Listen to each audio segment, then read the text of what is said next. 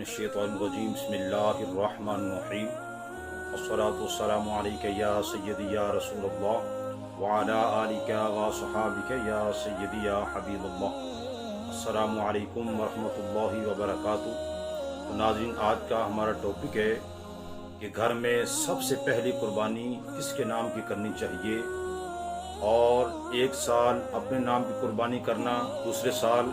बीवी या बाप वगैरह के नाम की कुर्बानी करना, ये कैसा है। तो नाज़रीन, आज जो मसाइल मैं आपके सामने अर्ज करने लगा हूँ इंतहाई अहम मसाइल हैं, चूँकि आम तौर पर लोग इन मसाइल का शिकार होते हैं और इल्म दीन की कमी की वजह से बहुत सारी वो गलतियां कर बैठते हैं। तो आइए हम समाप्त करते हैं कि पहला मसला जो है वो ये है कि सबसे पहली कुर्बानी किसके नाम की करनी चाहिए। तो चूंकि कई गरीब खानदान होते हैं, अगर किसी साल कुर्बानी करने की ताकत उनके पास आ जाती है तो वो क्या करते हैं, जानवर ले आते हैं, एक बकरा ले लिया। जब पूछा जाता है ये कुर्बानी किसके नाम की है, तो कहते हैं जनाब ये कुर्बानी अल्लाह के लिए है। भाई अल्लाह के बंदो, कुर्बानी पहली हो, दूसरी हो, तीसरी हो, चौथी हो, जितनी भी कुर्बानियां करेंगे सब अल्लाह के लिए ही तो होती हैं। अब इतना इल्म नहीं है कि वो कुर्बानी जो है वो किसके नाम की हम कर रहे हैं। एक साथी, वो पहली मर्तबा अल्लाह ने उनको ताकत दी है और वो जानवर लेकर आए, तो मैंने उनसे पूछा ये किसके नाम की है, कि जनाब ये पहली कुर्बानी है तो अल्लाह के लिए हम कर रहे हैं। तो मैंने उसको समझाया भी कुर्बानियां सब अल्लाह के लिए ही होती हैं, लेकिन घर का आप एक फर्ज जो है वो मखसूस कर लें, अपने वालिद के नाम की कर लें या वालिदा के नाम की कर लें या बड़े भाई के नाम की कर लें, वो एक बकरा जो है वो एक ही शख्स की तरफ से होगा, तो होगी वो अल्लाह के लिए ही कुर्बानी। तो इसलिए इसमें दोस्त जो है वो गौर फिक्र करें कि सबसे पहली कुर्बानी हो तो उसमें ये देखना है कि अगर वो जो शख्स लेकर आया है वो खुद उसके अंदर वो सारी शराइत पाई जा रही है कुर्बानी की, तो वो खुद अपनी तरफ से करेगा। ये ना कहे जनाब ये जनाब मेरे वो बाप दादा जो फौत हो गए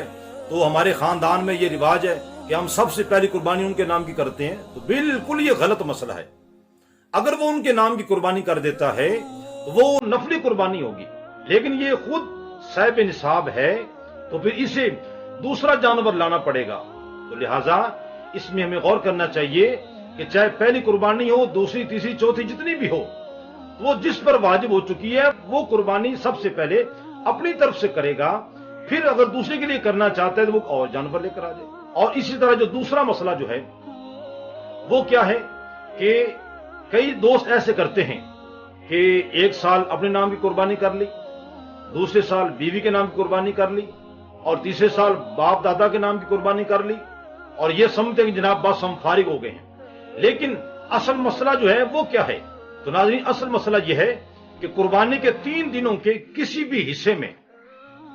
कुर्बानी की जो शराइत हैं वो जिस जिस फर्द में भी जमा हो जाएंगी उस पर कुर्बानी वाजिब हो जाएगी। मसलन एक घर में 4 अफराद हैं, बाप, माँ, बालिग बेटा, बालिग बेटी। फिर कुर्बानी के 3 दिनों में से किसी भी दिन के किसी भी हिस्से में इन चारों में ये तमाम शराइत पाई गई, और वो शराइत कितनी हैं, वो 4 शराइत हैं। मुसलमान होना, मुकीम होना,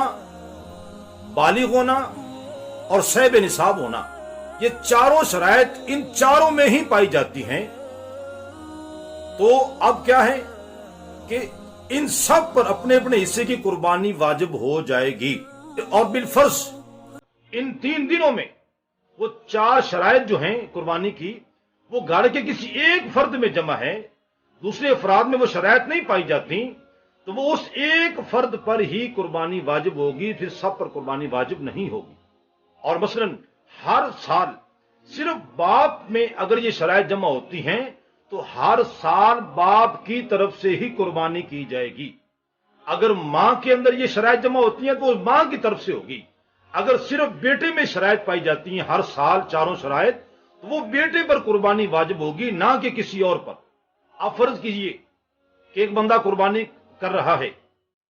और वो ये कहता है कि जनाब पिछले साल मैंने अपने नाम की कुर्बानी की थी, इस साल मैं अपने बीवी के नाम की करता हूं,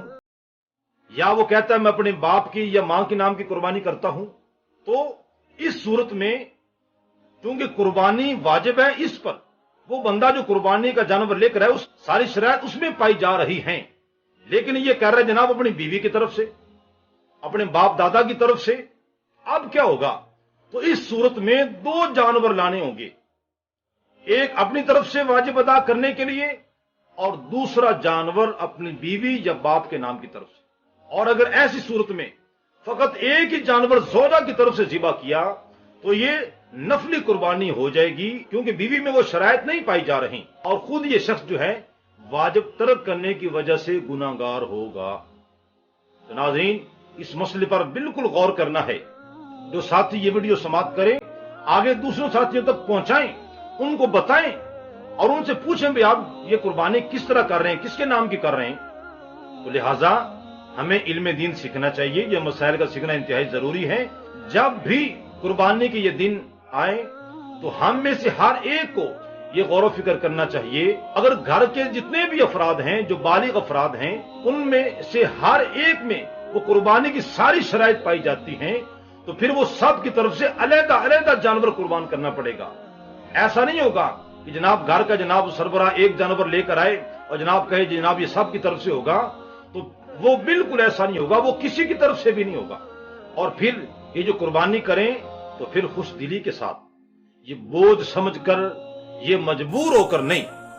کیونکہ ایسی قربانیوں کی اللہ تعالیٰ کو کوئی ضرورت نہیں ہے۔ تو ناظرین، میں دعا کرتا ہوں اللہ تعالیٰ ہمیں علم دین